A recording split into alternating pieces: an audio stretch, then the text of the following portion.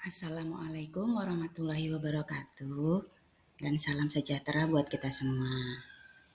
Kami dari CPB Angkatan 11 Rokan Hilir akan mempresentasikan tugas ruang kolaborasi modul 1.1 konteks sosiokultural dan kaitannya dengan pemikiran Ki Hajar Dewantara. Baiklah, kami akan memulai presentasi kami, yaitu tujuan pembelajaran khusus. Peserta mampu mengenali nilai-nilai luhur kearifan budaya daerah asal yang relevan menjadi penguatan karakter peserta didik sebagai individu sekaligus sebagai anggota masyarakat. Menurut pemikiran Ki Hajar Dewantara atau KHD, pendidikan pada anak didasarkan pada kodrat alam dan kodrat zaman. Pendidikan itu menuntun anak agar tidak salah arah dalam menuju kebahagiaan dan keselamatan hidup sebagai individu dan sebagai manusia bermasyarakat. Dasar pendidikan dengan kodrat alam anak maksudnya adalah pendidikan dilaksanakan berdasarkan lingkungan tempat tinggal anak. Hal tersebut dikenal sebagai pembelajaran berbasis kontekstual. Pertanyaan pertama, apa kekuatan konteks sosiokultural di daerah Anda atau di Riau yang sejalan dengan pemikiran KHD? Kekuatan konteks sosiokultural pemikiran KHD yang juga dilihat pada daerah kami adalah pendidikan itu adalah benih-benih kebudayaan yang dapat mengantarkan murid pada budi pekerti, olah cipta, olah rasa, olah karsa, dan olahraga yang luhur serta kebijaksanaan. Kekuatan konteks sosiokultural Riau memiliki kompetensi kebudayaan yang dapat dikembangkan dan diintegrasikan dalam proses pembelajaran dalam berbagai jenjang, mulai dari TK sampai SMA. Salah satunya adalah kesenian tari persembahan atau tari sekapur siri.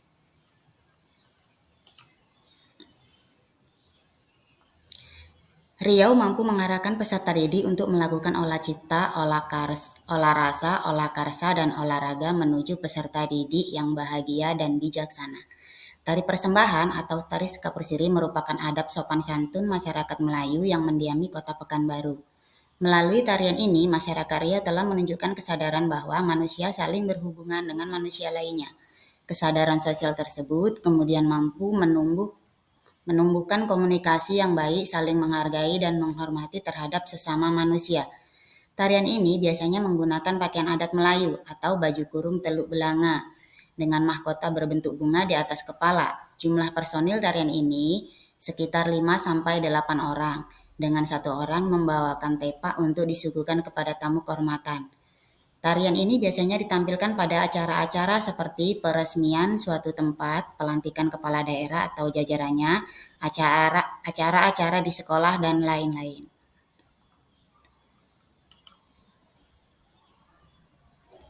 Penanaman nilai karakter pada pelajar dapat dilakukan melalui sebuah kesenian, khususnya kesenian tari persembahan, tari sekapur siri yang mengajarkan anak untuk dapat melakukan perilaku-perilaku baik dalam kehidupan sehari-hari antara lain, belajar dan berlatih untuk bekerja sama, bertanggung jawab, nasionalisme, disiplin, budi pekerti, saling menghargai ketika berproses dalam menciptakan pertunjukan kesenian tersebut, kekeluargaan, menghargai yang lebih tua, kesederhanaan, menebalkan perilaku peserta didik sesuai dengan konteks sosio-kultural budaya lokal yang memperbaiki laku untuk menjadi manusia seutuhnya.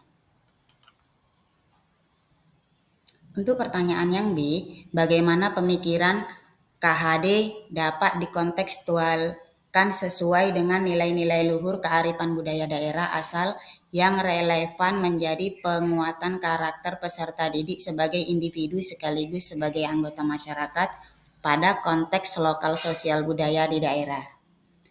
Konteks sosialisasi pemikiran KHD, contoh ide gagasan pembelajaran Merdeka Belajar berbasis kebudayaan daerah atau kearifan lokal adalah mengintegrasikan kebudayaan lokal daerah Riau dalam pembelajaran seperti tari persembahan atau tari sekapur siri dalam kesenian berbasis proyek. Peserta didik belajar dalam kelompok-kelompok kecil sesuai dengan minat dan bakatnya. Pembelajaran yang berdiferensiasi. Proses pembelajaran tidak hanya di kelas tetapi dapat dilaksanakan di luar kelas dengan beragam aktivitas seperti bermain peran, membuat proyek, dan tarian-tarian lainnya. Untuk Pertanyaan yang C, kesepakatan pemikiran KHD yang menebalkan laku peserta didik di sekolah sesuai dengan konteks lokal sosial budaya di daerah. Kesepakatan penyesuaian nilai luhur kearifan budaya daerah asal terhadap pemikiran KHD yang menjadi penguatan karakter peserta didik adalah dengan mengintegrasikan nilai sosiokultural dan budi pekerti dalam kurikulum sekolah agar dapat diimplementasikan di kegiatan akademik dan non-akademik sekolah. Maka dari itu, kesenian daerah seperti tari persembahan atau tari sekapur siri dapat diimplementasikan kegiatan pembelajaran berbasis proyek dan nantinya akan ditampilkan dalam bentuk pentas seni atau pemeran sikap kemandirian yang nantinya dapat menumbuhkan rasa tanggung jawab dan saling bekerja sama.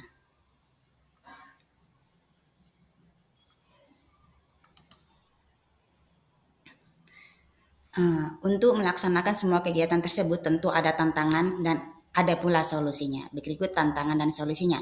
Tantangan yang pertama adalah peserta didik belum terbiasa dengan aktivitas pembelajaran konsep Merdeka Belajar berbasis budaya lokal. Solusinya, membangun kesepakatan kelas. Tantangan yang kedua, kemampuan guru dalam merancang pembelajaran Merdeka Belajar berbasis budaya lokal. Solusinya, guru dapat bekerja sama dengan mitra lain atau masyarakat. Tantangan yang ketiga, proses pembelajaran Merdeka Belajar akan kompleks dan memerlukan waktu yang lama sehingga capaian kurikulum tidak tercapai. Solusinya, kolaborasi antar guru mata pelajaran. Dari serangkaian materi tadi dapat kami simpulkan, setelah berdiskusi tentang pengintegrasian nilai sosiokultural dengan kerangka pemikiran KHD, maka kami menyimpulkan bahwa pendidikan itu harus sejalan dengan nilai-nilai luhur budaya supaya bisa memberi tuntunan kepada siswa untuk melakukan budi pekerti yang baik sehingga siswa menyadari pentingnya memiliki sikap belajar dan berlatih untuk bertanggung jawab, nasionalisme, disiplin, kekeluargaan, sopan santun, ramah tamah, gotong royong, dan mandiri. Apabila kita sebagai pendidik sudah memberikan tuntunan yang baik, maka peserta didik bisa belajar dengan merdeka, nyaman, dan menyenangkan.